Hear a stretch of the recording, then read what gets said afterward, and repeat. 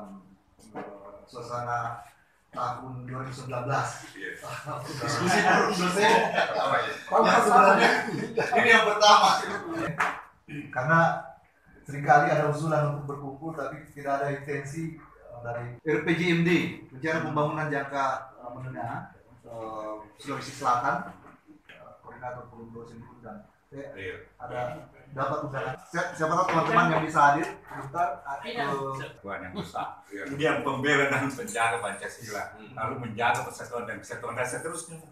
Tapi bukan itu yang bunyi kalau di kampanye, Pak. Ini semua pengen Justru Pak sekarang ini. Yang lalu masih lebih baik cara kita memandang proses politik ini dibanding hari ini. Karena hari ini konflik-konflik itu justru dibuat oleh oknum-oknum, oleh elit sendiri. Masyarakat sebenarnya ini dibuatkan ranah konflik. Model baru. Saat ini terjadi proses transformasi, Pak.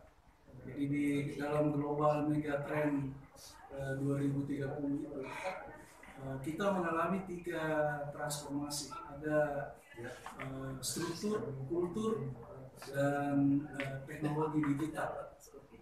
Nah, struktur ini, Pak, panjang sejarah NKRI berdiri, belum ada pesta demokrasi yang segaduh seperti ini. Apa ukurannya? Dengan segala hormat.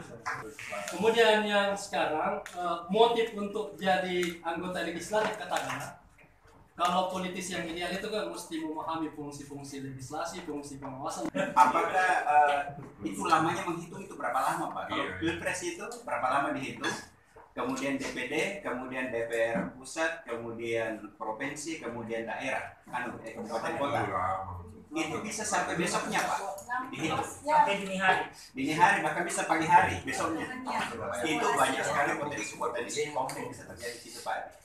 Karena khawatir barangkali dari KPU dan Bawaslu jangan tidak henti-hentinya mengkampanyekan supaya hak politik yang dimiliki oleh pemula ini tidak hilang. Bayangin, Pak, bisa dibayangkan. Nah, kemudian yang terpilih pasti akan melakukan, ya tidak akan netral. Bagaimana kualitas demokrasi?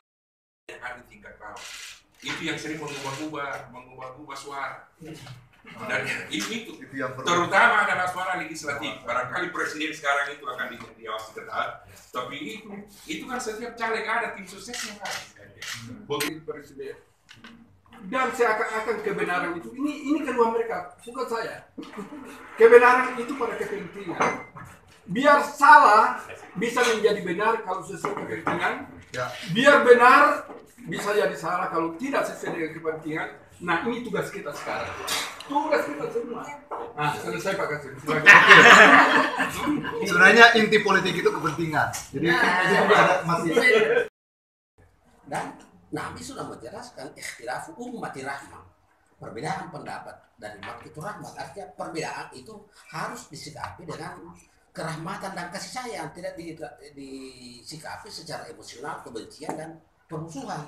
Nah, itu ya. Apa yang saya maksud itu, sosialisasi dan proses pembelajaran politik ala Indonesia itu tidak berjalan. Karena partai politik yang kita harapkan untuk mewarnai perpolitikan justru hanya menjadi satu. Jadi indikator kemudian Sulsel jadi zona merah di Pilkada 2018. Pertama terkait netralitas. Netralitas ini bukan hanya di netralitas ASN, tapi termasuk netralitas penyelenggara.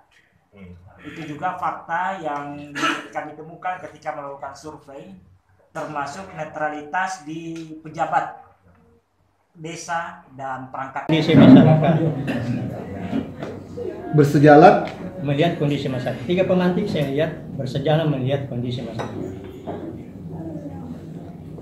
Citizen yang berwatak civilized terdesak oleh netizen yang berwatak hoax. Yang kedua, kawan-kawan pun berpandangan serupa. Dengan kepala menunduk kita menyadari kualitas demokrasi kita masih rendah, jauh dari yang ideal. Sementara kita semakin dekat ke agenda demokrasi kita yang amat strategis, Pilpres dan Pileg. Sehingga ada perasaan dalam pertanyaan, akankah ada keributan di sekitar hari Ahad?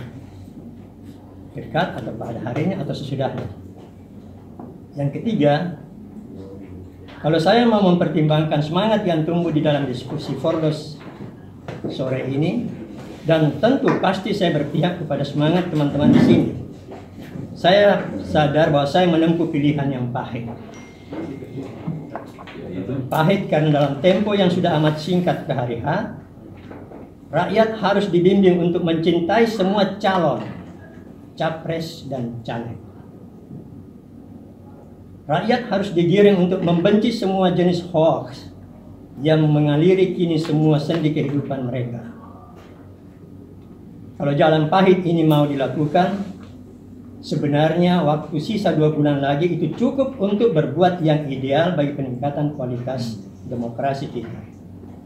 Dan 2 bulan itu pun sangat bagus untuk tetap menumbuhkan harapan, semangat, dan menyosialisasikan semangat itu bahwa tidak akan terjadi kerusuhan apapun di ujung agenda penting ini.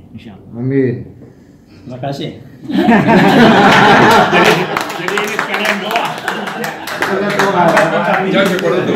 Baik, saudara.